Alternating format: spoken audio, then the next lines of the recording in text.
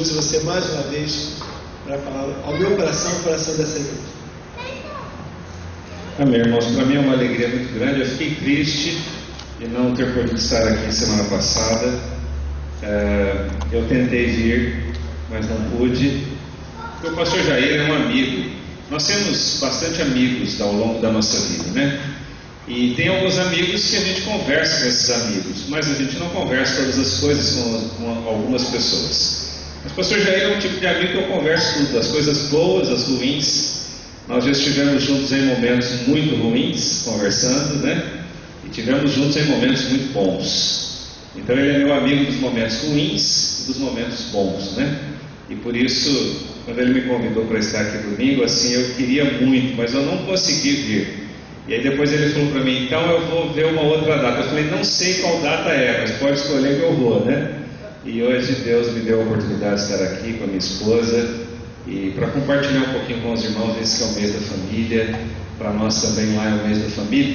O mês da família, irmãos, eu creio que os irmãos também vivenciam isso. O mês da família é um mês desafiador, não é? Não só um mês desafiador, mas também um mês de grande batalha espiritual. Nós podemos vivenciar isso. Isso quando nós realmente olhamos para este período como um período em que nós vamos de fato apresentar a nossa família ao Senhor. E quando nós fazemos isso como igreja, quando nós estamos naquela nossa batalha diária, né, de colocar a nossa família diante do Senhor, nós já enfrentamos as lutas. Mas quando nós decidimos juntar toda a igreja, o povo de Deus, para clamarmos juntos, para edificarmos uns aos outros, e para permanecermos firmes como famílias do Senhor, então a batalha fica maior, né?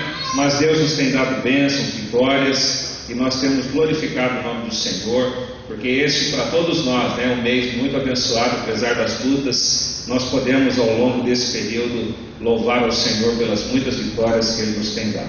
Abra sua Bíblia em Neemias capítulo 4. O tema proposto para essa noite é restaurando a família através do amor. É isso mesmo? Restaurando a família através do amor. E eu gostaria de pensar um pouco com os irmãos sobre este grande desafio que nós temos de restaurar. Eu vinha para cá agora, estava conversando com a minha esposa ali em Campo Grande. Eles estão reformando a rodoviária ali de Campo Grande. Eu conheço aquela rodoviária há 20 anos, desde quando eu estou aqui no Rio de Janeiro. E ali, à medida que os anos foram avançando, né, a coisa foi ficando bem complicada. E agora eles resolveram reformar. Mas eles estão pintando. Uma rodoviária que já tem tantos anos atrás ainda, estão tentando melhorar. E eu estava falando para ela, são muitas obras que a gente vê por aí, né? Muitas reformas que nós estamos vendo, que na verdade seria melhor derrubar tudo e construir de novo, mas eles estão passando uma tinta lá. Não sei se é para enganar a gente, eu não sei o que eles querem com isso, né? Para a gente ter uma impressão de que eles estão trabalhando, não é verdade? Mas estão lá tentando reformar. Na verdade, meus irmãos, nós temos o grande desafio de reconstruir, nós temos o desafio de reconstituir a nossa família em muitos aspectos. Eu gosto muito dessa passagem da palavra de Deus que nos fala um pouquinho sobre isso, quando Neemias é chamado para reconstruir Jerusalém. Jerusalém havia sido sitiada, tomada, os inimigos haviam invadido Jerusalém, levado o povo que estava ali, preso no exílio, e haviam feito muitas atrocidades ali. Neemias recebe a notícia de que Jerusalém estava derribada, destruída, e o Senhor começa a falar no coração dele sobre a necessidade de estar em Jerusalém para reconstruir a cidade. Havia um grande desafio nas mãos dele. E ele então começa a reconstrução. Quando os irmãos puderem, comecem a ler aí, tiveram um tempinho para ler esta palavra. Quando Neemias chega ali na cidade, ele pega o seu cavalo, e a Bíblia nos diz que ele vai passando por alguns lugares, até que ele chega num lugar onde não dava para passar nem o cavalo. Tal era a situação de ruína que se encontrava Jerusalém. Então no capítulo 4 nós vemos que eles já haviam começado a obra, já estavam trabalhando, já estavam começando a reedificação. E acontecem algumas coisas interessantes aqui. Diz a palavra do Senhor a partir do versículo 1: Tendo Sambalate ouvido que edificavam um muro, ardeu em ira e se indignou muito, e escarneceu dos judeus. Então falou na presença de seus irmãos e do exército de Samaria e disse: Que fazem esses fracos judeus? Permitir-se-lhes isso, sacrificarão, dão cabo da obra num só dia, renascerão acaso dos montes de pó as pedras que foram queimadas? Estava com ele Tobias, o amonita, e disse: ainda que edifiquem, vindo uma raposa, derribará o seu muro de pedra. Ouve ao nosso Deus, pois estamos desprezados. Cai o seu opróbrio sobre a cabeça deles e faz que seja um despojo numa terra de cativeiro. Não lhes encubras a iniquidade, não se risque de diante de ti o seu pecado, pois te provocaram a ira na presença dos que edificavam. Assim edificamos o muro, e todo o muro se fechou até a metade da sua altura, porque o povo tinha ânimo para trabalhar. Mas ouvindo Sambalate e Tobias, os arábios, os asmonitas, os asdoditas, que a reparação dos muros de Jerusalém ia avante, que já se começavam a fechar as brechas, ficaram sobremodo irados. Ajuntaram-se todos de comum acordo para virem atacar Jerusalém e suscitar confusão ali. Porém, nós oramos ao nosso Deus e, como proteção, pusemos guarda contra eles de dia e de noite. Então disse Judá: já desfaleceram as forças dos carregadores, e os escombros são muitos, de maneira que não podemos edificar o muro. Disseram, pois, os nossos inimigos: nada saberão disso, nem verão, até que entremos no meio deles e os matemos. Assim faremos cessar a obra.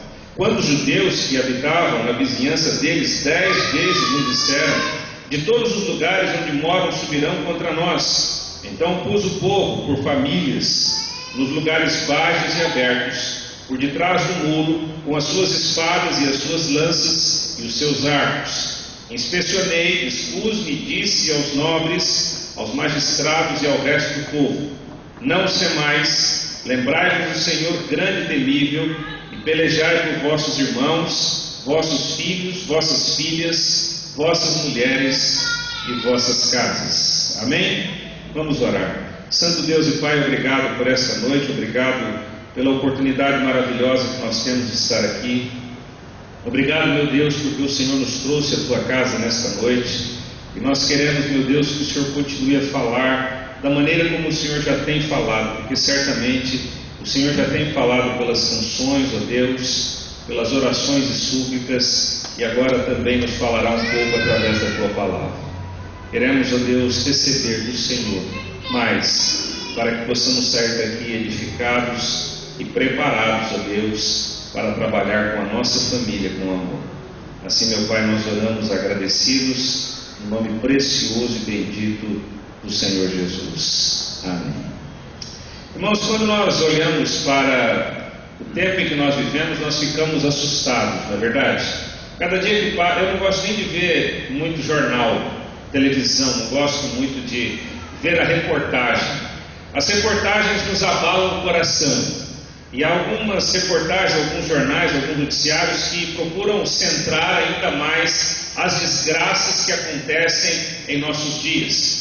Mas na verdade não adianta não vermos, porque de certa forma somos afetados, diretamente ou indiretamente, com todas as coisas que acontecem ao nosso redor, com todas as coisas que acontecem na nossa sociedade. Nós somos afetados, a nossa vida é afetada, a nossa família também é afetada.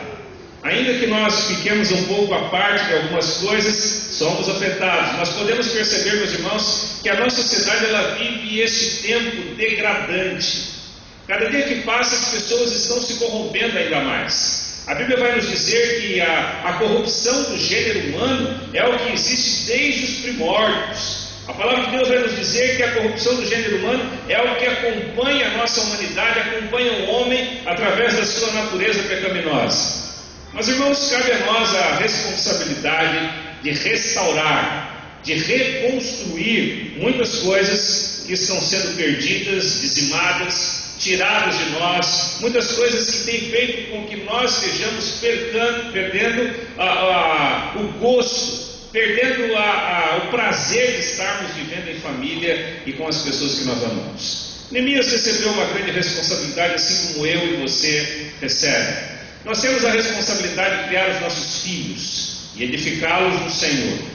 Temos a responsabilidade de vivermos bem, marido e mulher, mulher e marido. temos a responsabilidade de vivermos bem como irmãos de sangue, temos essa responsabilidade. Mas, irmãos, as influências deste mundo, as artimanhas de Satanás, as coisas que têm sido plantadas na nossa vida, no nosso coração, muitas e muitas vezes têm nos distanciado da presença do Senhor. E por conta disso, sofremos não só pelos efeitos do mundo, mas sofremos também com as nossas ações dentro da nossa casa, no seio da nossa família, naquilo que estamos fazendo, com o nosso comportamento. E tudo isso, meus irmãos, começa aqui, dentro da nossa cabeça, na nossa mente, que nós trazemos ao coração e passamos então a viver muitas coisas que não glorificam o nome do Senhor. Todos os dias precisamos restaurar algo. Não há casamento tão bom que não possa ser melhorado, não é verdade? O casamento está ótimo, maravilhoso, mas pode ser melhor. Não há relacionamento entre irmãos que não possa ser melhorado. Está bom, está ótimo, mas precisa melhorar. O inimigo das nossas almas tem colocado no nosso coração que nós precisamos temer as coisas boas que Deus tem para fazer para nós. Já viram que às vezes a gente diz assim, alguém pergunta, e aí, está ótimo? Você diz, está bom, mas não vamos falar não, porque se melhorar estraga. Já ouviu alguém dizendo assim? Irmão, se melhorar, vai ficar melhor, porque estamos no Senhor. Então, se melhorar, não vai estragar. Se melhorar, vai ficar cada vez melhor. Mas ficamos meio estabelecidos. Você passa num concurso, consegue uma promoção na sua escola, onde você está, você consegue uma situação melhor no seu emprego, aparece um dinheiro que você não estava esperando, alguém liga para você do seu banco, olha, saiu aqui um dinheiro, alguma coisa que você há muito tempo havia esquecido, e você diz, será que eu vou morrer? Está acontecendo tanta coisa boa na minha vida, será que eu vou morrer? Será que Deus está me mandando algum aviso, não é verdade? Não estamos preparados para as melhoras, não estamos preparados para as coisas boas que Deus tem para fazer e realizar na nossa vida. Neemias era um homem que tinha um coração no Senhor. Quando vocês vão ver no capítulo 1, quando ele recebe a notícia de que a cidade dos seus pais estava em ruínas, ele fica muito entristecido. Tão entristecido que ele era copeiro do rei. Quando ele vai servir ali o seu senhor, o seu semblante aparece entristecido. Então o seu senhor pergunta a ele, o que aconteceu com você? E ele diz, olha, recebi a notícia que a cidade dos meus pais está arrasada, destruída. E ele então vai lá e ora ao Senhor, e diz, Deus, se o Senhor achar graça, então eu quero ser o homem que Deus vai usar para resolver esse problema ali. E Deus então fala ao coração dele, e ele então é enviado pelo seu Senhor, e ele recebe tanto a responsabilidade de ir ou autorização, como também o seu Senhor dá a ele uma carta para que por onde ele passasse, ele pudesse tirar madeira para levar para Jerusalém, para reconstruir a cidade. Mas eu fico a pensar, meus irmãos, o que moveu o coração de Neemias para isso? Se nós olhamos para algumas coisas e vemos que são ruins, são complicadas, nós podemos tomar duas posições. Olha, está ruim, não tem jeito, vai ficar ruim mesmo, então vou deixar como está. Assim como nós falamos às vezes sobre algumas pessoas com quem nós já conversamos, aconselhamos da nossa casa, e alguém diz assim, você ainda vai dar atenção para essa pessoa? Já falei tudo que tinha que falar, deixa ele, porque já falamos, esse aí não tem mais jeito. Ou temos a consciência que não tem mais jeito, ou temos a consciência que Deus pode fazer alguma coisa. Deus pode fazer uma obra, Deus pode fazer a obra de restauração. Mas de onde parte isso? Da mesma origem que partiu o desejo de Neemias de estar em Jerusalém. O desejo do nosso coração, irmãos, ou o desejo para reconstruirmos, deve partir de uma ação de amor. Se nós não tivermos amor, nós consideraremos as coisas que estão ruins como algo que não tem recuperação. Está perdido, perdido está. Está ruim, ruim está. Não consigo reverter essa situação. E realmente não conseguiremos reverter se nós olharmos para nós mesmos. Mas se olharmos para o Senhor, se olharmos para aquilo que Deus quer fazer em nós e através de nós, então seremos motivados por uma força que na realidade não é inerente nossa.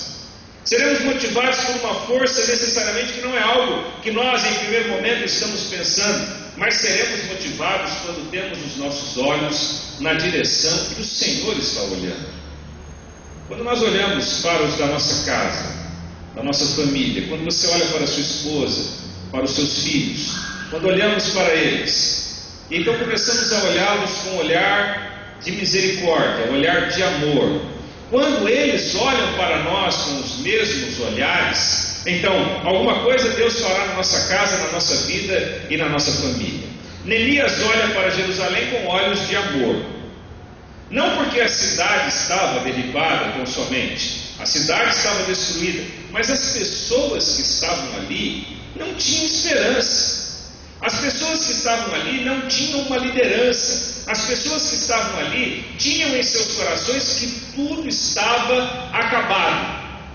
Quando nós lemos a palavra de Deus lá em Eclesiastes, que diz que é melhor serem dois do que um, não é assim que a palavra de Deus nos diz? Porque quando um cai e o outro levanta, o Senhor nos manda olhar na direção de que quando nós estamos juntos, somos mais fortes. O cordão de 3 dobras não se quebra facilmente. Mas quando nós não temos essa visão da palavra de Deus em nós, nós somos egoístas. Queremos apenas olhar para nós mesmos. Queremos apenas que aconteçam as coisas da forma como nós queremos. Pensamos que a nossa maneira de pensar e interpretar as coisas e julgar a vida é a melhor, e ninguém mais pode falar para nós coisa alguma, porque o que achamos é o melhor, então somos senhores da situação. Mas quando olhamos com amor, começamos a compreender a necessidade do outro, não é verdade? Quando olhamos com amor, meus irmãos, o Senhor vai nos mostrar que primeiro o Senhor começa uma obra em nós. Quando nós nos colocamos na posição de olharmos com os olhos do Senhor, Deus começa a fazer um trabalho dentro de nós, na nossa vida e no nosso coração. Então nós descobrimos, meus irmãos, que para toda e qualquer ação da nossa vida, nós somos dependentes da graça e do amor de Deus na nossa vida. Haja visto que para Neemias sair de onde estava para ir a Jerusalém, ele orou ao Senhor. Sabe por quê, irmãos? As coisas acontecem ao nosso redor e a gente não sabe como resolver, não é verdade? Um problema familiar que você não sabe como resolver, uma situação nova que nós não sabemos como resolver. Nós vivemos dias, meus irmãos, em que nós olhamos para os nossos filhos e olha, a nossa criação, eu estou com 43 anos, a minha adolescência foi completamente diferente do que os adolescentes hoje. Na minha época, a gente ouvia falar de telefone celular, né, por um desenho que tinha dos Jetsons, lembra? Eles tinham lá telefone celular, mas a gente nunca ia imaginar, né, que isso chegaria aos nossos dias hoje. Hoje tem computador, internet, telefone celular, com informação assim, passada a todo momento para os nossos filhos, as pessoas que nós amamos. Completamente diferente, não é verdade? Antigamente nós, com 13, 14 anos, já estávamos aí ralando, trabalhando muito. Eu digo que eu nem sei se eu tive adolescência, porque eu passei trabalhando, né? Nem lembro mais se eu tive adolescência. Era diferente. Os tempos modernos são diferentes, a criação dos filhos são diferentes. Quando eu era criança, quando eu era adolescente, né, junior para adolescente, o pai nem falava, só olhava. Olhava, você já tinha que entender o que ele queria dizer. Hoje, se você olhar, eles retrucam, rebatem conosco, quer discutir. Está me olhando por quê? Né? Hoje é diferente, as coisas mudaram. A situação é complicada hoje em dia. Mas, meus irmãos, quando nós começamos a orar, e quando nós começamos a ver que todos nós estamos inseridos nessa batalha, então nós vamos ver que Deus vai nos dar condições de enfrentar algumas coisas que nós não estávamos preparados. São coisas novas. Neemias era copeiro e passa a ser líder agora de um povo. Neemias era copeiro e passa a ser chefe de obra. Neemias era copeiro e vai enfrentar ali inimigos que todos estavam ao seu redor para não ver a reconstrução dos muros de Jerusalém. Ora, homem, mulher aqui, todos nós homens que estamos aqui, somos cabeça da nossa família, da nossa casa, é a responsabilidade que Deus nos deu. Deus nos deu essa incumbência, essa responsabilidade, mas as mães que estão aqui também são responsáveis pelos seus filhos, pela condução do seu lar, da sua família. Nós somos responsáveis. Sabe, meus irmãos, há muitos inimigos que estão esperando a nossa queda. Será que eles vão conseguir reconstruir? Será que esses homens, essa família, esse casal, vai conseguir manter os filhos na presença do Senhor? Até quando essa família vai sair tão bonita assim para a igreja, com os filhos, com a Bíblia na mão? Até quando eles vão conseguir manter os seus filhos assim? Mas nós temos um inimigo pior do que muitas pessoas que querem zombar de nós, que é o inimigo das nossas almas.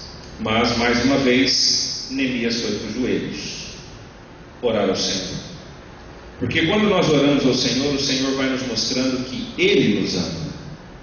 E é Ele quem vai nos ajudar a resolver os problemas, conflitos, dificuldades da nossa casa, neste tempo em que estamos vivendo uma sociedade ruída. Quando nós olhamos para a palavra do apóstolo Paulo em Romanos capítulo 5, ele vai dizer que Deus dá prova do seu amor para conosco, em que Cristo morreu por nós, sendo nós ainda pecadores. Prova de amor. Quando vemos João 3,16, porque Deus amou o mundo de tal maneira que deu o seu Filho unigênito, para que todo aquele que nele crê não pereça, mas tenha a vida eterna. Mas o que isso tem a ver com família? Isso tem a ver com renúncia. O que tem a ver isso com família? Tem a ver com renúncia. Se nós queremos ter uma família feliz e se queremos reconstruí-la todos os dias, precisamos aprender com aquele que nos ensina o que significa humilhar-se, dar-se, entregar-se na pessoa de nosso Senhor e Salvador Jesus Cristo. Paulo, quando escreve aos Filipenses, capítulo 2, ele diz assim: tende em vós o mesmo sentimento que houve também em Cristo Jesus, o qual, renunciando à função de rei lá na glória, desceu até nós, esvaziando-se, assumindo a condição de homem e morrendo na cruz em nosso lugar. Esvaziou-se, humilhou-se, para que possamos restaurar a nossa casa, a nossa família, todos os dias, porque a restauração é diária, a restauração é sempre, é toda hora. Para que possamos fazer isso, precisamos compreender o amor do Senhor. Neemias compreendia que era falar com Deus e por isso ele foi para Jerusalém. E olha, são embates na nossa vida. Mas a Bíblia vai nos dizer, irmãos, e eles começaram a trabalhar. Os inimigos zombavam, as pessoas falavam, e então eles disseram assim: vamos reunir muitas pessoas, vamos nos infiltrar no meio deles, e sem que eles percebam, nós vamos arrumar uma confusão tão grande ali, que eles vão parar a obra. E sabe que eles estavam conseguindo isso? Estavam conseguindo. Então foram lá falar com Neemias: olha, o pessoal não está conseguindo mais porque eles estão cansados. Estão cansados, é muito escombro. A Bíblia diz que os muros já estavam até a metade da sua altura, e eles disseram: o povo não está aguentando mais porque eles estão cansados. Mas, meus irmãos, a palavra de Deus nos diz que Neemias de novo vai falar com Deus. Ó Senhor, olha para a ameaça deles, olha o que eles estão falando. Senhor, nos ajuda aqui, meu Pai poderoso, porque eles precisavam terminar aquela obra. A nossa família, irmãos, é um trabalho que Deus nos tem dado, e nós vamos trabalhar em prol da nossa família toda a nossa vida. Viu? Não é só hoje, não. Casamento é uma coisa que eu amo fazer. Amo. Eu nem sei, eu comecei a contar os casamentos que eu já fiz, eu perdi a conta já. Fiz muito casamento. E faço. As pessoas dizem que eu sou casamenteiro, porque eu amo fazer casamento. Casamento é um dia muito feliz.